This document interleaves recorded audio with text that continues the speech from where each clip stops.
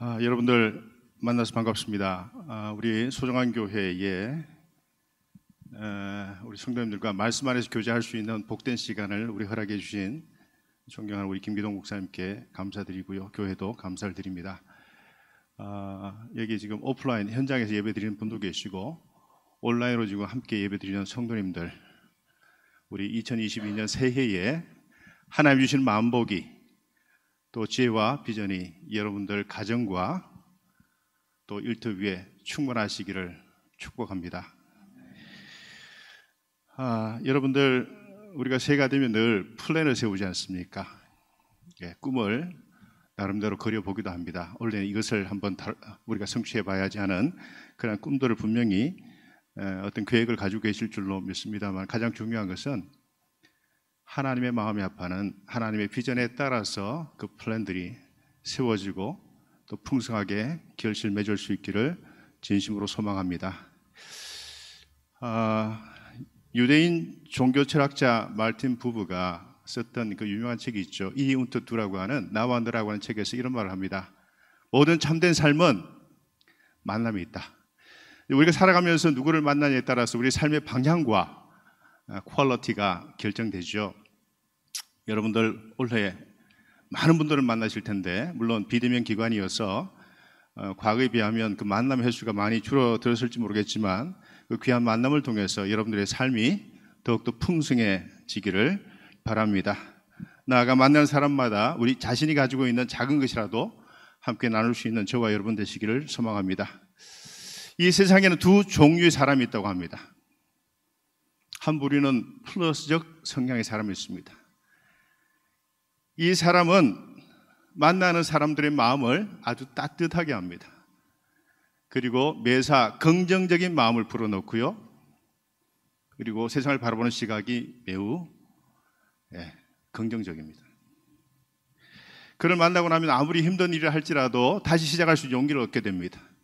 그가 가지고 있는 지식이 그렇게 많은 편도 아닌데 그의 의사 표현이 또 교제가 늘 충만하고 또 편안하게 하고 마음의 상처를 낫게 하는 힘이 있죠. 그가 주로 사용하는 언어는 포용의 언어입니다. 늘 정겹고 또 표정이 밝고 싱그럽고 남을 배려할 줄 아는 그런 타입의 사람이죠. 또 한 부류는 마이너스적 성향의 사람이 있습니다.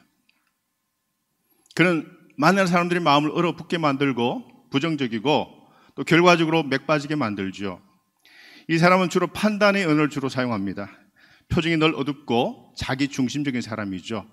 이런 분들을 만나게 되면 늘 뭐에 대인 것처럼, 가시에 찔린 것처럼 마음에 상처를 입게 되죠. 하나님의 비전을 따라 사는 사람들은 당연히 플러스적 성향의 사람들입니다.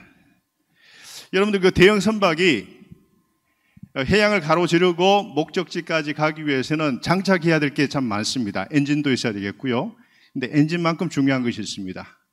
그 중심, 배의 중심을 잡아주는 뭔가가 분명히 있어야 되는데 그 중심축이 없으면 배는 아무리 큰 배라 하더라도 작은 파고 앞에도 쓰러져서 좌초하고 맙니다.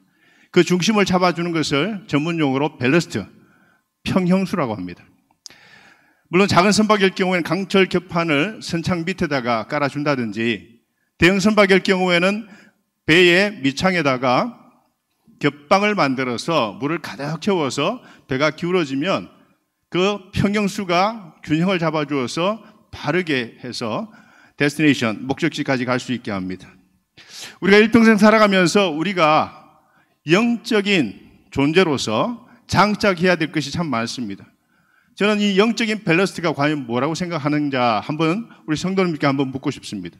저는 그것이 하나님께서 우리 각자에게 주신 비전이라고 믿습니다. 우리 모두가 지혜를 구하고 지혜로운 성도로 살아갈 수 있도록 기도하는 것은 우리 성도님들이 하나님께 보여줄 수 있는 가장 아름다운 모습이 아닌가 생각합니다. 이를 위해 구약 성경의 가장 대표적인 지혜서의 하나인 잠언서와 신약의 잠언서라고 하는 별칭이 붙어있는 오늘 우리가 같이 읽은 야고보서의 말씀을 통해서 은혜를 나누고자 하는데요. 제가 한번 읽어드리겠습니다. 잠언서 29장 18절입니다. 잠언서 29장 18절. 여러분 성경책 가지고 계시면 한번 펼쳐서 같이 읽었으면 좋겠습니다. 29장 18절 같이 읽겠습니다. 시작. 묵시가 없으면 백성이 방자에 행하거니와 율법을 지키는 자는 복이 있느니라. 또 한 구절입니다. 신약의 야고보서 말씀입니다. 야고보서 3장 13절로 18절까지 말씀입니다. 같이 읽겠습니다. 시작. 너희 중에 지혜와 총명이 있는 자가 누구냐? 그는 선행으로 말미암아 지혜 온유함으로 그 행함을 보일지니라. 그러나 너희 마음속에 독한 시기와 다툼이 있으면 자랑하지 말라. 진리를 거슬러 거짓말하지 말라. 이러한 지혜는 위로부터 내려온 것이 아니요 땅 위의 것이요 정력의 것이요 귀신의 것이니 시기와 다툼이 있는 곳에는 혼란과 모든 악한 일이 있음이라. 오직 위에서부터 난 지혜는 첫째 성결하고 다음에 화평하고 관용하고 양순하며 긍휼과 선한 열매가 가득하고 편견과 거짓이 없나니 화평하게 하는 자들은 화평으로 심어 의의 열매를 거두느니라. 아멘. 자, 우리가 구해야 될 것은 하나님이 우리 각자에게 주신 비전입니다. 그 비전을 따라서 살아갈 때 큰 선박이 벨레스를 장착해서 목적지까지 갈 수 있는 것처럼 우리가 일평생 주님과 동행하며 주님께서 인도하시는 방향을 따라서 우리가 도착해야 될 목적지까지 분명히 갈 줄로 믿습니다. 여러분들 그 아바타란 단어 아시죠? 이 아바타란 단어는 그 유명한 영화 감독이 있습니다. 제임스 카메론 감독이 있는데 이분이 만든 영화가 에일리언과 터미네이터 시리즈를 만든 영화 감독입니다. 이분이 만든 SF 영화 가운데 하나가 아바타라고 하는 영화가 있죠. 이 아바타 영화 때문에 이 아바타란 단어가 아주 대중성을 띠게 되었습니다. 이 영화에서는 인간이 자신의 DNA와 행성 판도라, 나비족의 DNA를 섞어 만든 인공 육체를 뜻하는 단어입니다. 본래 이 단어는 그 힌두교의 그 신적인 대상이 인간의 육신을 입고 지상에 강림한다는 뜻을 지닌 산스크리트 아바타란 단어에서 발생된 단어인데요. 쉽게 말씀드리면 가짜 육체를 말합니다. 인공 육체를 말합니다. 몇 년 전에 한국 사회에서 한 신혼부부가 게임에 중독되어서 그 한 살배기 딸아이를 굶겨 죽인 사건이 있습니다. 놀랍게도 그들이 몰두한 게임은 사이버 공간에서 아이를 키우는 게임이었다고 합니다. 게임방에서 가상현실 속에 아바타 아기를 키우기 위해서 정작 자기가 사랑하고 돌봐줘야 할 그 아이를 굶겨 죽인 그런 사건인 것입니다. 날마다 직면한 현실의 어려움을 해소하기 위해서 시작했던 게임에 중독된 나머지 가상현실과 진짜 현실 사이를 구분하지 못하고 급기야 딸까지 굶겨 죽이는 지경에까지 이르게 된 아주 비극적인 사건입니다. 이 사건은 너무나 어처구니 없고 극단적인 경우이긴 하지만 자칫 우리의 삶과 사역이 이렇게 끝날 수 있음을 교훈해주고 있습니다. 우리의 영성 생활을 마치 아바타처럼 살아가는 사람들을 보게 됩니다.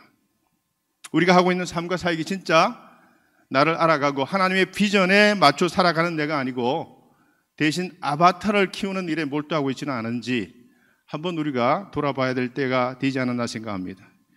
하나님이 주신 비전을 온몸으로 살아가는 것이 아니고 머리로만 또 감정으로만 추구할 때 아바타를 꾸미는 일이 되고 맙니다. 그런 동안에 한 살배기 딸 아이가 굶겨 죽은 것처럼 우리 안에 있는 inner person, 내적인 사람이 속 사람이 굶어 죽어가는 그러한 지경에 이르게 된다는 것이죠. 시간이 흐를수록 주일에 나와 주중에 나가 달라집니다. 집안 속에서의 나의 모습과 집 바깥, 일터, 직장에서의 나의 모습이 점점 간격이 벌어집니다. 어떻게 될까요? 그러면 그 바깥에서 활동하는 나의 진정한 모습이 아닌 만들어진 아바타 같은 삶이 진정한 나의 모습인 것처럼 착각하며 살아갈 수밖에 없다는 것입니다. 그리고 그 아바타를 진짜 나라고 착각하며 살아갈 때에 우리는 정말 비극적인 삶을 살게 되고 우리가 관계를 맺고 있는 많은 사람들에게 좋지 않은 영향을 미치게 됩니다. 하나님께서는 우리가 같이 읽었던 본문 잠언서 29장 18절을 통해 이렇게 말씀합니다. 묵시가 없으면 백성이 방자 행한다. 그렇게 경고하셨습니다. 제가 몸에서 열이 많아요. 아유 감사합니다. 땀이 많이 나네요.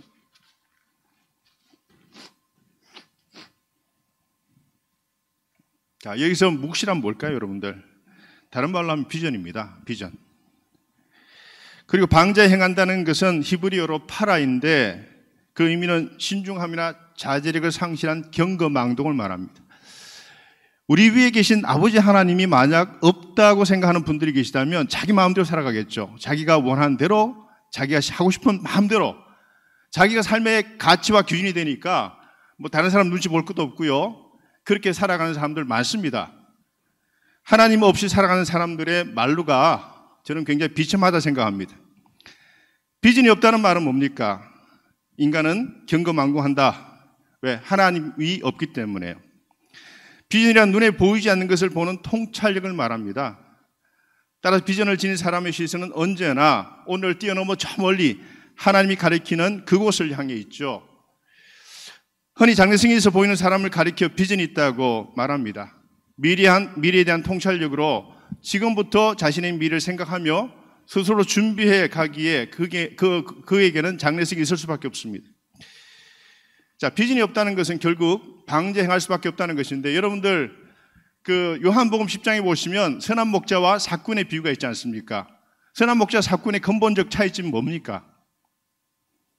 이리 때가 덮치니까 양들을 두고 도망가는 사람은 삭군이고, 이리 때가 덮쳤을 때 양을 위해서 자기 목숨을 내놓고 싸우는 사람이, 지켜주려고 하는 사람이 선한 목자라고 하지 않습니까?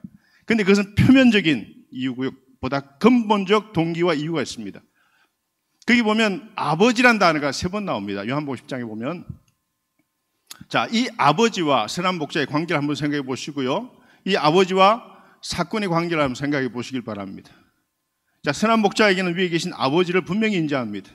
그분과의 관계 맺음을 통해서 그분의 성품을 고스란히 배우고 그 배운 성품대로, 방식대로 양들을 돌본다는 겁니다. 그런데 삭군은 어떻습니까? 그 관계적 영성이 단절되어 있기 때문에 자기 마음대로 합니다. 양들은 눈에 보이지 않습니다. 일종의 이용 수단일 뿐이죠.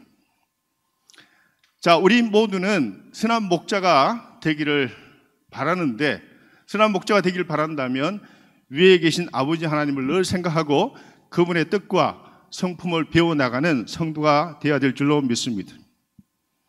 많은 크리스찬들이 비전과 야망을 혼돈하여서 하나님이 주신 비전으로 살아가는 것이 아니고 자신의 야망이 투사된 아바타로 살아가는 것을 보게 됩니다.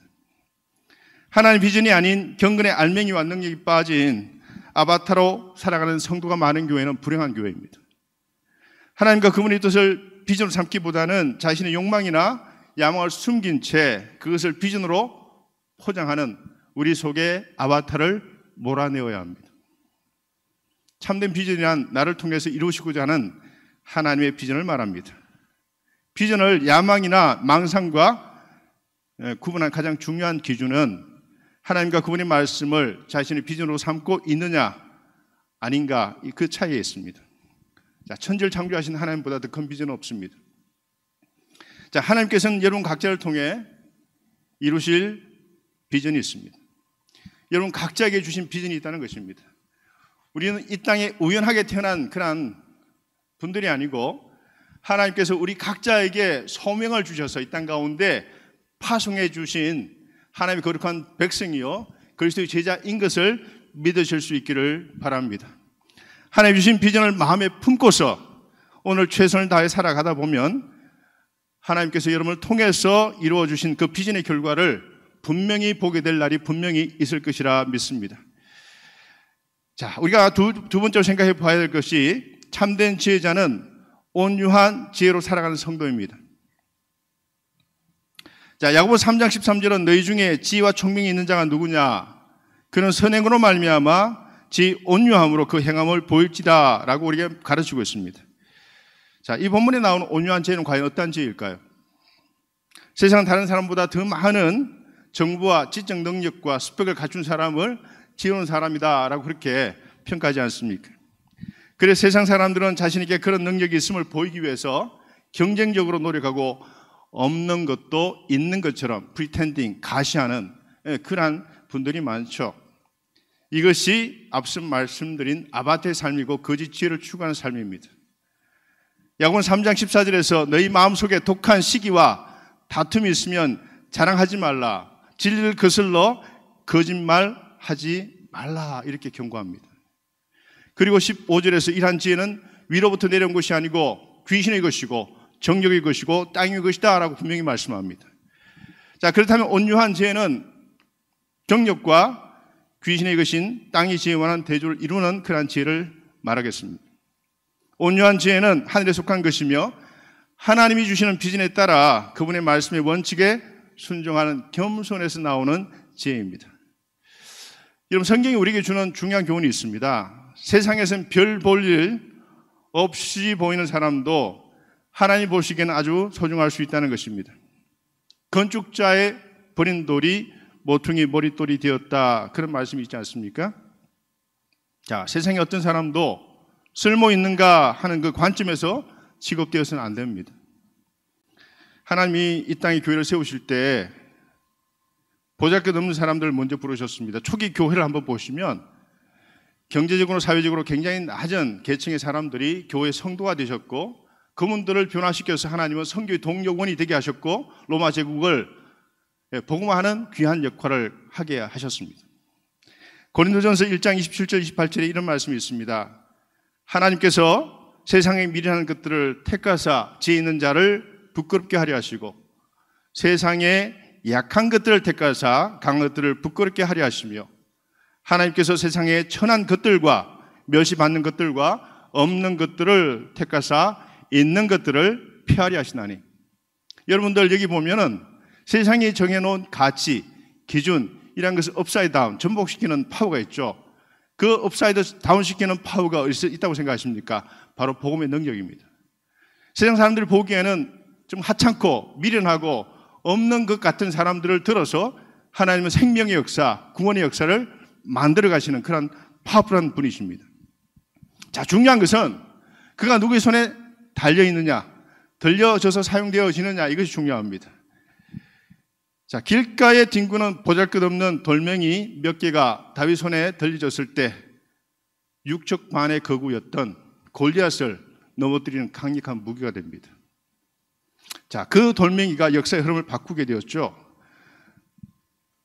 누구도 대적할 수 없던 육척 반의 골리앗과 그 강력한 철기 문명으로 단장했던 블레셋을 무너뜨린 바로 그 파워는 어디 있다고 생각하십니까? 하나님이 누구를 들어 사용하느냐, 누가 하나님의 마음에 합한 사람인가, 이것이 보다 중요한 사실입니다.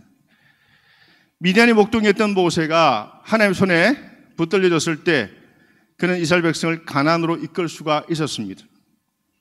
하나님께서 호렙산에서 모세에게 이스라엘 백성을 애굽에서 끌어내라 이렇게 명령했을 때, 분부했을 때 세 번이나 그것을 거절했던 사람이 모세였습니다.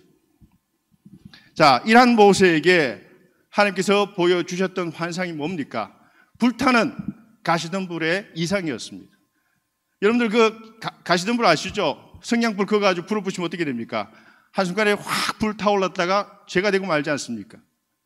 자, 이러한 비전을 통해서 모세에게 무엇을 보여주려고 하셨을까요? 너는 이 불타는 가시덤불 같은 존재야. 성냥불 그으면 한순간에 죄가 되고 마는 그런 존재이지만 내가 너와 함께하면 불은 활활 타지만 꺼지지 않는 가시덤불 같은 존재가 될 수 있다고 하는 그 비전이었다는 것입니다. 사실 우리는 다 애쉬 같은, 죄 같은 존재요, 가시덤불 같은 존재입니다. 누가 우리를 붙들어 사용하느냐, 누가 우리의 삶의 주인이냐, 이것이 우리에게는 굉장히 중요한 포인트가 됩니다. 자, 떨기나무에 불이 붙었는데 그 나무가 죄가 되어 사라지지 않는 자연의 법칙을 거스르는 귀한 광경을 모세가 보게 되죠. 그것을 통해 하나님께서 모세에게 주시는 메시지는 무엇이었습니까? 너는 광야의 떨기나무와 같다. 그것에 불이 붙으면 곧 죄로 사라지고 마는 마르고 연약한 떨기나무와 같은 것이 바로 너다. 그러나 내가 너와 함께하면 너는 활활 타지만 죄로 사라지지 않는 그런 존재가 된다. 너에게는 나의 명령을 행할 수 있는 담력이나 능력은 없지만 내가 너를 붙잡고 있으면 또 나를 믿으면 너는 내가 명령하는 바를 행할 수가 있다는 메시지입니다. 여러분, 우리가 모세는 아닙니다. 그렇지만 모세만큼의 능력도 없지만 하나님이 우리를 붙잡아 주시면 우리는 하나님의 온전한 도구로서 하나님의 구원 역사에 동참할 수 있다는 사실을 믿으실 수 있기를 바랍니다. 바로에게 가서 내 백성을 인도하여 내라. 하나님의 명령을 3번이나 거절했지만 결국 하나님은 의지하고 나아갔을 때 하나님의 구원 역사에 동참한 하나님의 위대한 종이 될 수가 있었다는 것입니다. 자, 온유한 지혜는요, 내 뜻이 아닌 하나님의 뜻에 따라 행하는, 실행하는 지혜를 말합니다. 그리고 온유한 지혜자는 겸손하기 때문에 그의 행실과 삶의 방식 속에 그 지혜가 온전하게 드러나게 되어 있습니다. 우리의 행실은 우리가 얼마나 지혜로운지를 증언합니다. 지혜는 그 행한 일로 인하여 옳다함을 얻느니라. 마태복음 11장 19절에서 예수님이 하신 말씀입니다. 야고보 3장 11절에서 언급한 썸블은 오늘 본문 14절에서 표현된 교회 내의 질투와 이기적인 야망을 생산하고 있다 말씀하죠. 결국 시기와 다툼이 일어나 공동체가 분열되고 와해되고 맙니다. 다툼으로 번역된 헬라 단어 에리테이아는 배타적인 자기 이익을 추구하는 행위를 말합니다. 공동체는 안중이 없습니다. 우리 교회는 하나님의 공동체입니다. 서로 세워주는 공동체입니다. 서로 살려주는 공동체입니다. 하나님의 덕을 이루어 나가는 공동체입니다. 하나님의 선교를 위하여 이 땅에 존재하는 공동체입니다. 자, 공동체는 안중에도 없이 자기 유익만을 추구할 때 공동체는 분열되고 맙니다. 이것은 부지불식 중에 사탄에게 동조하는 행위라 말합니다. 야고보는 이러한 지혜를 땅에 속한 지혜, 귀신의 것이라고 엄중히 경고하고 있습니다. 참된 지혜자는 온유한 지혜를 추구합니다. 온유한 지혜는 하나님의 뜻에 겸손하게 자신의 뜻과 삶을 맞추는 사람입니다.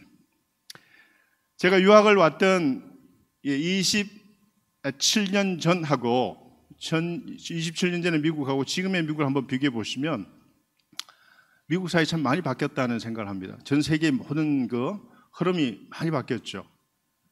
그때만 해도 그래도 낭만적이었고, 좀 여러 가지 하나님을 향한 마음들이 곳곳에서 발견되기도 하고 했지만 지금의 미국 사회를 보면 하나님이 좀 많이 멀어졌다는 생각을 하게 되고 세속화되었음을 보게 됩니다. 하나님을 두려워하지 않은 세상 속에 우리는 살고 있습니다. 세상은 점점 하나님에서 멀어지고 있고 경건을 잃어버렸습니다. 여러분, 경건이 뭡니까? 영어의 파열이, 경건이라는 것은 하나님을 두려워하는 삶의 자세와 태도를 말합니다. 성경은 종말 직전에 일어난 여러 가지 현상에 대해 여러 번 우리에게 누누이 말씀합니다. 생태계의 파괴, 도덕의 붕괴, 끊임없는 죄와 교회의 분열과 적그리스도와 같은 하나님을 대적하는 세력의 등장을 우리가 2절만 하면 다시 깨우쳐주고 생각나게 하십니다. 잠언의 가장 중요한 가르침이 뭡니까? 이 잠언의 이 수많은 내용들 한 구절로 만약 요약한다면 하나님을 경외하는 것이 지혜의 근본이다라고 하는 말씀일 겁니다. 자, 경건이 지혜의 근본입니다. 하나님을 두려워하며 그분이 원하시는 삶을 이 땅에서 살아가는 것이 가장 참된 지혜자의 모습일 것입니다. 이것이 오늘 본문이 우리에게 가르치는 온유한 지혜입니다. 자, 마지막으로 참된 지혜는요, 개인적 차원만 있는 게 아닙니다. 공동체적 차원이 있습니다. 커뮤널 다이멘션이 있다는 것입니다. 오늘 본문 야고보 3장 17절 18절은 하늘의 지혜가 단순히 개인적인 차원만이 아닌 공동체적 차원이 있음을 분명히 말씀합니다. 17절과 18절을 한번 제가 다시 읽어드리겠습니다. 오직 위로부터 난 지혜는 첫째 성결하며 다음에 화평하고 관용하고 양순하며 긍휼과 선한 열매가 가득하고 편견과 거짓이 없나니 라고 분명히 말합니다. 여러분, 여기서 나오는 중요한 크리스찬들이 지녀야 할 덕목, 벌추를 여러 가지를 말씀하죠. 성결, 화평, 관용, 양순, 긍휼, 선한 열매 가득하고 편견과 거짓이 없는 것. 이것이 단순히 개인적 차원만 있습니까? 성결은 개인적 성결도 있지만 우리 공동체 전체가 지녀야 할, 추구해야 할 성결이 있습니다. 홀리니스가 있다는 것입니다. 화평, 피스메이킹 하는 것. 우리 마음의 평안도 중요하지만 다른 사람과 이웃과 공동체 구성원과의 평화도 참 중요합니다. 관용이 없으면 다툼과 분열이 일어나게 되겠죠. 양순도 필요합니다. 다 공동체적 차원이 있습니다. 자, 성결, 화평, 관용, 양선, 긍휼, 하나님의 풍성한 편견과 거짓 없음. 자, 이 모든 것은 개인적 차원만 있는 것이 아니고 너와 나 사이에 관계적 차원이 분명히 있죠. 인간 관계의 근본은 서로를 알아주고 보살펴 주는 것입니다. 일본의 그 유명한 목회자이자 기독교 사상가였던 우찌무라 간조는 이런 말을 했습니다. 그대가 나에게 미움의 권총을 쏘아댄다면 나는 그대에게 사랑의 폭포수를 쏟아붓겠습니다. 아주 멋진 말이죠. 우리 크리스찬들은요, 약함으로 강함을 이기는 것입니다. 그리스도 안에 있을 때 우리는 비록 약한 것 같지만 그리스도 안에 있으면 우리는 강한 존재가 될 수가 있습니다. 왜? 그리스도가 우리를 붙잡아 주기 때문에. 십자가로 죽음을 이기는 것입니다. 십자가는 죽는 것 같지만 그 속에 희생을 통해서 다른 사람의 생명을 살리는 파워가 있습니다. 사랑으로 미움을 넘어가는 것입니다. 미움을 미움으로 대응하는 것은 우리 크리스찬들의 방식이 아니고 그 미움을 사랑으로 대갚아 주는 것이 우리 크리스찬들의 삶의 방식이어야 합니다. 약함으로 강함을 이기는 것, 십자가로 죽음을 극복하는 것, 사랑으로 미움을 넘어가는 것, 이것이 하나님께로부터 오는 진정한 지혜가 되겠습니다. 신앙은 홀로 서기 가능하지 않습니다. 여러분들, 우리 신앙을 키우기 위해서는 공동체가 있어야 합니다. 여러분, 창세기부터 요한계시록까지 한번 보세요. 하나님이 특정한 개인을 통해서도 역사하셨지만 거의 대부분 공동체를 세워서 그 공동체를 통해서 하나님께서는 구원의 역사를 펼쳐나가는 것을 보게 되죠. 자, 첫 번째 창세기 나오는 아담과 하와의 가정 공동체입니다. 아브라함, 이삭, 야곱으로 이어지는 족장 공동체가 있죠. 그리고 그 이후에 이어지는 12지파 부족 공동체가 있습니다. 그리고 이방인의 빛으로 세워주셨던 이스라엘 민족 공동체가 있습니다. 그렇지만 그 삶을 제대로 살지 못해서 결국 비극적인 역사의 귀결로 이어지게 됩니다. 그 다음에 회당 공동체가 있습니다. 예수께서는 홀로 사역할 수 있을 만큼 충분히 파워를 가지고 계신 분임에도 불구하고 보잘것없는 12제자 어부들 출신의 그러한 12제자를 선택해서 하나님 나라의 사역을 펼쳐나갔습니다. 바울은 그레코 로마 사회 속에 가는 곳마다 가정교회를 세워서 하나님의 성교의 지평을 확장해 나갔습니다. 가정교회 공동체가 있습니다. 그리고 마지막 책인 계시록에 보면 하나님의 구원의 마지막 정점 피날레가 뭡니까? 예수 그리스도, 신랑 되시는 예수 그리스도와 이 땅의 신부인 교회와의 웨딩 세리머니, 혼인식으로 마지막 피날레가 장식되어집니다. 가정에서부터 가정으로 이어지고 그 사이에는 무수한 하나님이 세운 공동체를 통해서 하나님 구원 역사를 펼쳐 나가신 것을 보게 되죠. 자, 소중한 교회도 마찬가지로 그 공동체 가운데 가장 귀한 공동체 가운데 하나입니다. 이 소중한 교회를 하나님은 들어서 사용하시면서 이 땅에 무너져가는 하나님의 공동체를 일으켜 세우기를 원하시고 상처받고 그리고 절망에 사로잡혀 있는 하나님 형상이 망가진, 무너진, 상처 입은 그런 영혼들을 일으켜 세우라고 소중한 교회를 이 땅, 이 자리에 세워주신 줄로 저는 믿습니다. 아멘. 그 역할 감당하라고 여러분 한 분 한 분을 소중한 교회로 불러주셨고 이 땅에 하나님의 선교사로 이 땅 가운데 우리를 파송해 주신 것입니다. 아멘. 자, 여러분들, 그래서 신앙은 홀로 서기 가능하지 않습니다.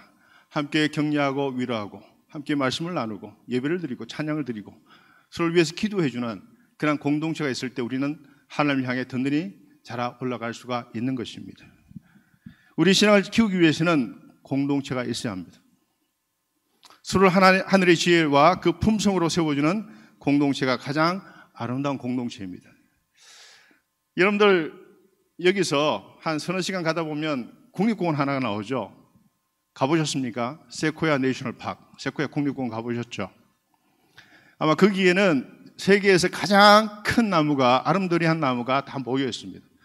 세코야 나무 가운데 가장 큰 나무를 우리는 자이언트 세코야 나무라 합니다. 이 세코야 나무는 소나무나 전나무 계통의 그런 나무인데 이 나무가 크게 자라면 130m까지 자랍니다. 한 그루의 무게가 1000톤에 해당되고 그 둘레가 37m에 해당됩니다. 30층 건물 정도의 높이에 육박할 정도로 어마어마하게 큰 나무입니다. 자, 이 세쿠야 국립공원은 고지대에 위치하고 있기 때문에 강풍이 몰아칩니다. 근데 이 강풍에 몰아치면 나무가 뿌리째 뽑혀서 쓰러져야 하는데도 불구하고 이 세쿠야 나무는 쓰러지지 않습니다. 자, 두 가지 이유가 있습니다.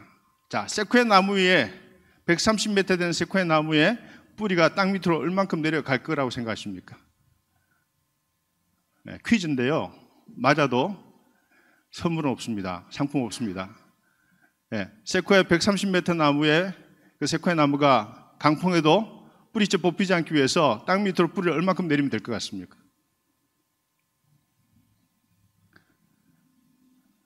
예? 털려도 괜찮아요. 말씀해 보세요. 130m? 13m? 근데 여러분들 식물학자들이 그 나무를 연구했는데 뿌리가 그렇게 밑으로 깊게 내려가지 않습니다. 3m만 내려갑니다. 3m. 굉장히 짧은 길이죠.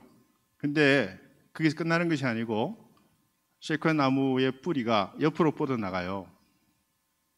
그리고 옆에 있는 세쿠야 나무의 뿌리와 함께 엉겨붙어요. 이렇게 서로 붙잡아주는 거예요. 그리고 병풍림을 만들어서 그 강한 바람도 함께 막아주는 것이 세쿠야 나무, 그 아름드리한 나무가 쓰러지지 않는 비결입니다. 저는 이 세쿠야 나무를 생각하면서 우리 신앙 공동체를 한번 생각해 보았습니다. 제 자신을 봐도 신앙의 뿌리가 그렇게 깊지 않고요. 상황이 바뀔 때마다 갈등하고 흔들리는 것이 제 모습입니다. 자, 신앙의 뿌리가 깊게 내려가면 어떤 난관에도 흔들리지 않는 성도님들도 계시겠죠. 그렇지만 대부분 믿음의 뿌리가 그렇게 깊지 않은 것 같습니다. 작은 시험에도 번번이 나가떨어지고 맙니다. 저는 세쿠야 나무를 지혜의 나무라 그렇게 부르고 싶습니다. 우리에게 함께라는 소중한 가치를 일깨워주기 때문입니다.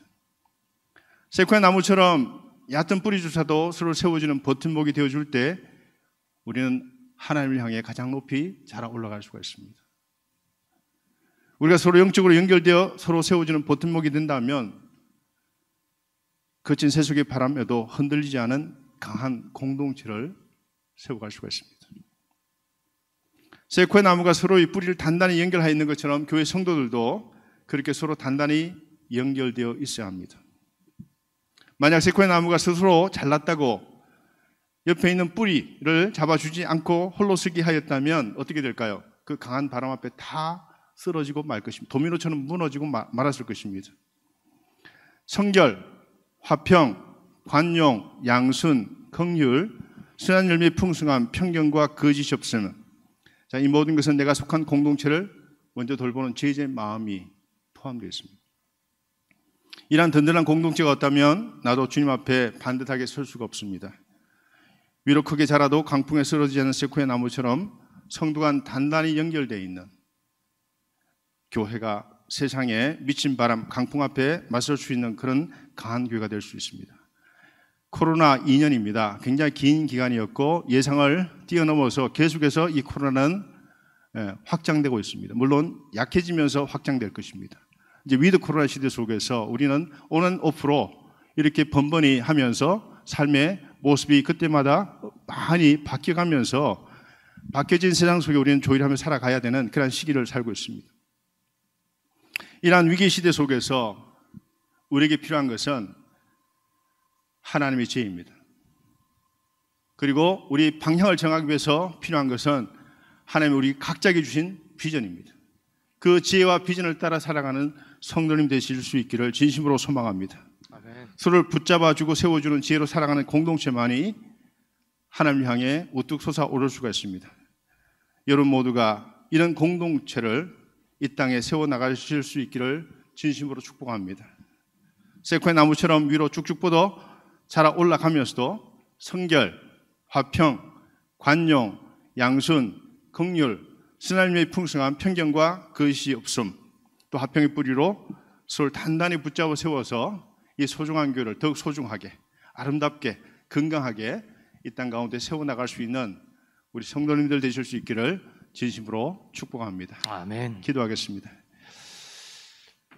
아버지 하나님, 오늘 잠언서와 야고보서 말씀을 통해서 이 땅 가운데 우리가 속한 교회 공동체를 돌아보게 하시니 참으로 감사합니다. 우리가 2022년 이민년 새해에 우리 각자가 또 가정이 이 소중한 교회라는 아름다운 신앙 공동체가 하나님이 주신 비전과 지혜를 따라서 하나님 향해 우뚝 솟아 올라가면서 풍성한 열매를 맺을 수 있도록 인도하여 주시옵소서. 참으로 감사드리오며 우리 주 예수 그리스도를 간절히 기도드립니다. 아멘.